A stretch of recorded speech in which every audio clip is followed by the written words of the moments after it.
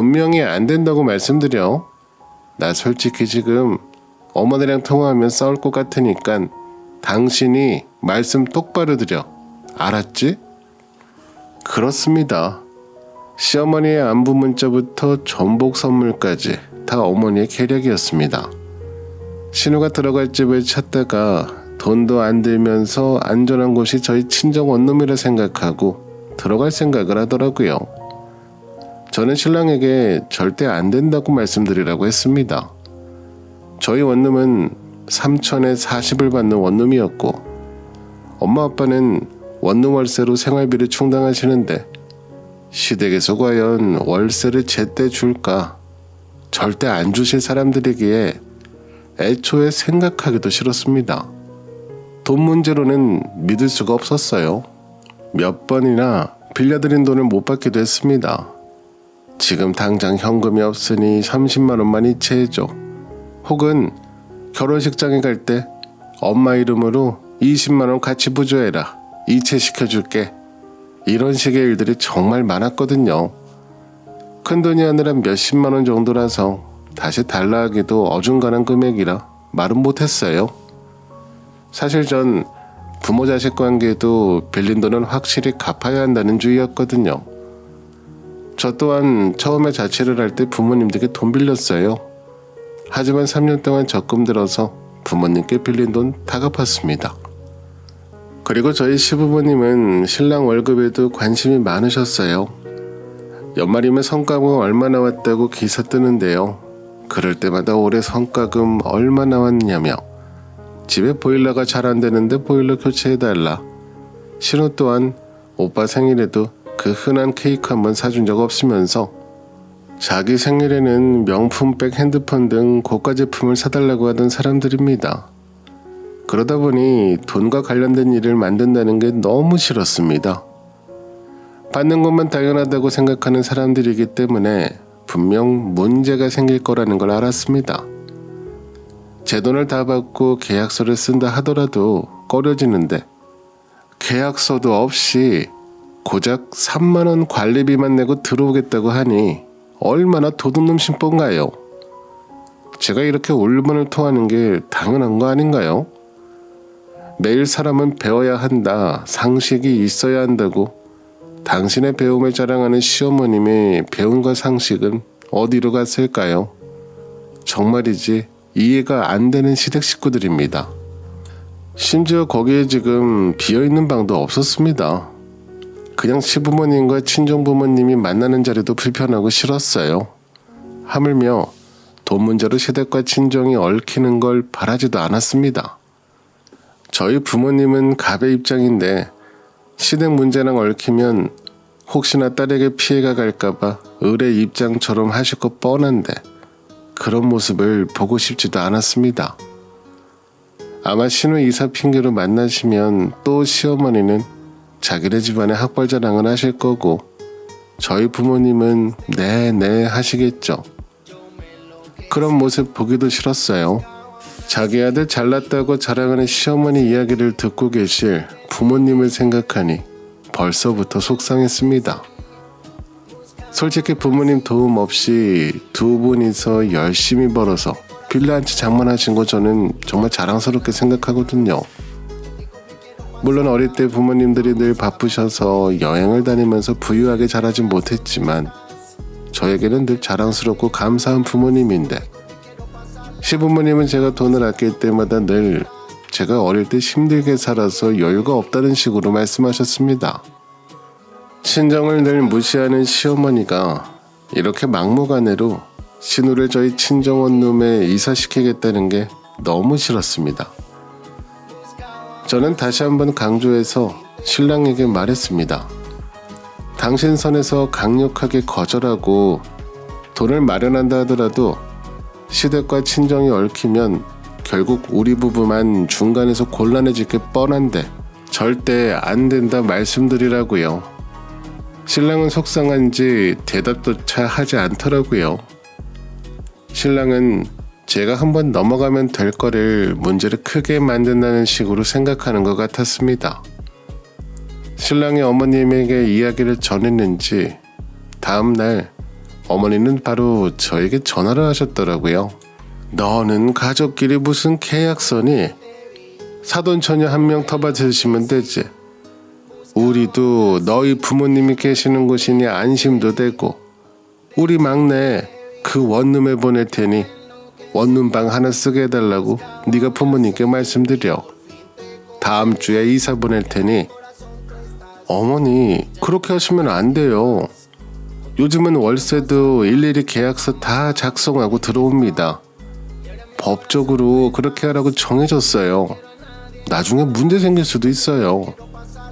그리고 지금 당장 빈 방도 없고요. 이렇게 일주일 만에 이사 결정할 문제가 아니에요. 그리고 이건 제가 결정할 게 아니고 저희 부모님 재산이고 일인데 어머니가 그렇게 무턱대고 들어오겠다 하시면 곤란해요.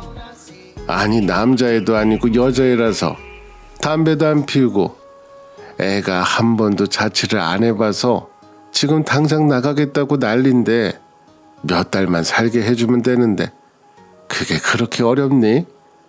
반년 정도만 지내다 보면 자기도 혼자 사는 게 얼마나 힘든지 알고 다시 집에 들어올 거야. 그 사이에 좋은 사람 만나면 더 좋고 너도 신혼 시집 보내야 할 거 아니니? 하시며 아주 당당히 말씀하시는 겁니다.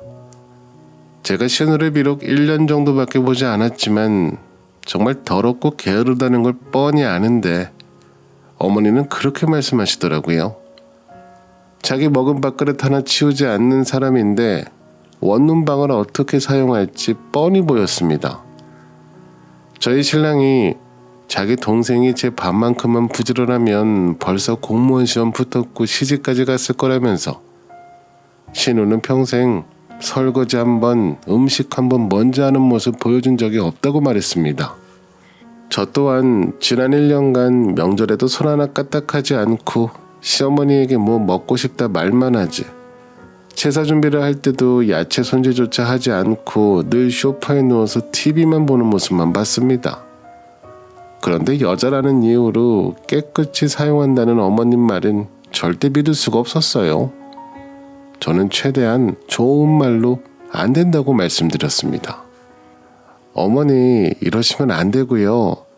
신우가 다니려는 학원 바로 앞에도 원룸 많을 거예요. 그런 곳으로 알아볼게요. 나도 알아보고 하는 말이야.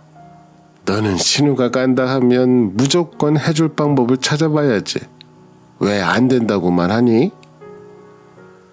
아니 원룸에서 나오는 월세로 저희 부모님들이 살아가시는데 그걸 제가 이렇게 하자 저렇게 하자 어떻게 말씀드리나요? 제가 학원가 근처로 알아봐 드릴게요. 아니 요즘 계약금이니 뭐니 해서 돈이 비싸더라. 내가 그런데 돈을 써야겠어? 너희 부모님께 내가 전화 드릴게. 너희 부모님은 부모 입장이니 내 마음 이해하실 거다. 너도 딸 낳아봐라. 혼자 자취한다고 하면 얼마나 걱정이 되는데. 그래도 같은 건물에 사돈어른이 계시면 나도 안심할 수 있지. 시어머니는 계속해서 저희 부모님은 똑같은 딸 가진 입장이시니 분명 이해해 주실 거라고 몇 번이나 강조하듯이 말씀하시더니 끊어버리시더라고요. 저는 분명 안 된다고 말씀드렸고 신랑에게도 절대 안 된다고 하라면 말했습니다. 하지만 신랑은 제 말을 어머님에게 전하기는 한 건지 아니면 귀를 막고 두 여자가 알아서 하겠지 하고 이번에도 넘긴 건지 시어머니는 저희 어머니한테 전화를 하셨더라고요. 사돈 잘 지내셨어요? 거기 원룸이 후기가 참 좋더라고요. 저희 막내딸 아이가 근처 학원을 다녀야 해서 거기 원룸에 들어가고 싶은데 언제 들어가면 될까요? 아이 네 사돈 잘 지내셨어요? 사돈 댁이랑 학원가랑 멀지 않을 텐데 지금 저희 원룸은 빈 방이 없어서 힘들 것 같아요. 아니 사돈네가 사장인데 방 하나 비우는 거 어렵지 않죠. 저희 사돈인데 그 정도는 해주실 수 있죠? 설마 저희 사이에 계약금이다 뭐다 하면서 돈 다 받으실 건 아니죠? 저희가 관리비 명목으로 3만 원 정도는 며느리 통해서 보낼게요. 그럼 저는 사돈을 믿고 있겠습니다. 시어머니는 부탁을 하는 상황인데도 저희 엄마 말은 끝까지 듣지도 않고 본인 할 말만 하고 끊었다고 하더라고요. 오랜만에 친정어머니께 전화가 와서 받아보니 안사돈에게 연락이 왔다며 사돈 처녀 이야기를 전해 들었다고 하셨어요. 엄마는 저랑 통화를 하면서 한숨부터 내쉬셨습니다. 시어머니는 다짜고짜 방을 비워달라 하면서 계약 내용은 전혀 없고 관리비로 매달 3만 원씩 주겠다 했다고 월세며 보증금 이야기는 아예 없었다고 하길래 정말 이 사람들이 미쳤나라는 생각이 들었습니다. 보증금을 좀 낮춰달라 하는 것도 아니고 월세를 낮춰달라는 것도 아니고 고작 3만 원을 준다고 말하는 걸 듣고 있을 엄마를 생각하니 정말 머리부터 발끝까지 화가 났습니다. 엄마한테도 절대 계약해주겠다는 말하지 말라고 신신당부를 했어요. 절대 안 된다, 빈방이 없다고 하시거나 아예 시어머니한테 전화가 오면 그냥 받지 말라고 했어요. 그리고 신랑에게 바로 전화를 걸었습니다. 도대체 우리 부모님을 어떻게 생각하길래 3만 원 관리비만 준다는 말을 꺼낼 수가 있을까요? 얼마나 무시했으면 그런 말을 하는 건지 기가 찼습니다. 신랑에게 전화하는데 손이 바들바들 떨리더라고요. 당신, 내가 한 말 듣긴 한 거야? 우리 엄마한테 지금 시어머니가 전화하셔서 당장 방 하나 마련해달라고 하면서 월세를 다 주신다는 것도 아니고 관리비 3만 원만 주신다고 하셨다더라. 당신 당장 어머니한테 전화해서 없던 일로 만들어. 제 말을 들은 신랑은 모르는 내용이 아닌 것 같았습니다. 아마 시어머니가 이렇게 나올 줄 알고 있었던 것 같아요. 신랑도 역시나 시댁 편이더라고요. 아니 당장 3천만 원 우리가 해드릴 것도 아니고 애가 혼자 사는 거 나도 걱정이 되는데 부모님도 걱정이 되시겠지. 그리고 무슨 가족끼리 보증금이야. 내가 엄마한테 얘기해서 월세는 조금이라도 낼 수 있게 말씀드릴게. 사돈 처녀도 가족이잖아. 가족한테 보증금 받는 경우가 어딨어. 그래서 제가 그랬죠. 우리 엄마 아빠는 월세로 생활비를 마련하시는데 그리고 보증금으로 받아야 그걸로 이자 갚고 하시는데 우리 엄마 아빠 금전적인 손해는 당신이 갚아드릴 거야? 당신 부모님 재산이 아니고 우리 엄마 아빠 재산이야. 그런데 왜 방을 내놓으라 통보하시는 건데 난 이렇게는 못 넘어가. 남편이 황당하다는 표정을 지으며 8개 원룸방 중에 하나 빼는 게 뭐가 그렇게 어려운 일이라고 이 난린지. 월세 30은 내가 맞춰드리면 되잖아. 보증금은 장인어른이 그 돈 다 받으셔야겠어. 그렇게까지 해야 돼? 정말 너무하시네. 그러니 저도 당연히 화가 났죠. 너무한 건 당신 어머니지. 3천만 원이 애 이름이야? 그리고 우리 엄마 아빠가 왜 그렇게까지 해드려야 하는데 당신도 당신 동생 더럽다고 매일 욕하면서 원룸도 다 계약인 거 뻔히 알면서 지금 그런 말이 나와? 당신도 알고 보니 한통속이었네. 그 어머니의 그 아들 아니랄까봐 시어머니가 했던 말과 똑같이 말하는 걸 보니 정말 정이 떨어졌습니다. 아니 그렇게 친정을 무시할 때는 언제고 지금은 돈 안 들기 위해서 저희 집을 이용한다는 생각밖에 들지 않았습니다. 어머니 세대는 원룸 계약이니 이런 걸 중요하게 생각 안 하실 수도 있지만 자취도 한번 해본 신랑은 계약서를 쓰고 입주하는 게 당연하다는 걸 아는 사람이었습니다. 알면서도 뻔뻔하게 어머님을 말리지는 못할 망정 오히려 돈 다 받는다고 화를 내는 모습을 보니 이렇게 살 수 없다는 생각이 들었습니다. 아무리 남의 편이 남편이라지만 절이 나오는 걸 보니 더 이상은 참을 수가 없었습니다. 신랑에게 퇴근 후 시댁 앞 지하철역에서 만나자고 했습니다. 신랑은 제가 시어머니 뜻을 따라줄 거라 생각했는지 흔쾌히 알겠다 하더라고요. 저희 부부는 그렇게 시댁으로 갔습니다. 아니 너희가 이 저녁에 무슨 일이니? 사부인은 우리 막내딸 들어오라고 하시지? 그리고 가족끼리 돈 하는 거 보기 안 좋으니 그러지 말아라. 못 배운 사람도 아니면서 못 배운 사람처럼 그렇게 돈 하는 거 아니다. 그래서 제가 말씀드렸어요. 아니요 어머니, 저는 더 이상 이렇게 못 살겠어요. 그리고 저희 부모님 고절이라고 무시하고 하숙집이라 업신여기더니 이제 와서 방을 내놓으라고 통보하시는 게 어딨어요. 여기 3만원 드릴 테니 어머니 아들 잘 부탁드릴게요. 관리비만 드리면 되죠. 어머니 아들, 어머니가 데리고 사세요. 아니 너 지금 이게 무슨 뜻이니? 너희 둘이 칼라석이라도 하겠다는 거야? 네, 이혼하려고요. 어머니 대학 나오셨다고 저희 부모님 무시하셨죠? 그럼 대학 나온 배운 사람처럼 행동하세요. 요즘 세상에 누가 3천에 40짜리 방을 공짜로 내어주나요? 어머니 동생분한테 신혼 맡기고 3만원 준다 해보세요. 이모님들이 좋아하실지. 아마 바로 쫓겨날걸요? 그러자 시어머니는 벌떡 일어나시며 이모들이야 이모들이고 너희 부모님은 원래 그런 장사하시지 않니? 지금 관리비 3만원 준다고 했다고 나한테 대드는 거야? 너희 부모님들이 싫다고 말씀하셨어? 정말 애 하나 맡아주는 게 뭐가 어려워서 정말 웃긴다. 그래서 제가 그랬죠. 정말 웃기는 건 어머님이시죠. 3만원에 누가 입주를 시켜주나요? 길거리 거지도 3만원보다 많이 집세를 낼 겁니다. 그리고 저도 이제 저희 부모님 무시하는 어머니랑 도저히 같이 못 살겠어요. 그렇게 말하는 어머니 앞에 10,000원짜리 3장 꺼내서 남편 놓고 갈 테니 이건 관리비로 쓰시라고.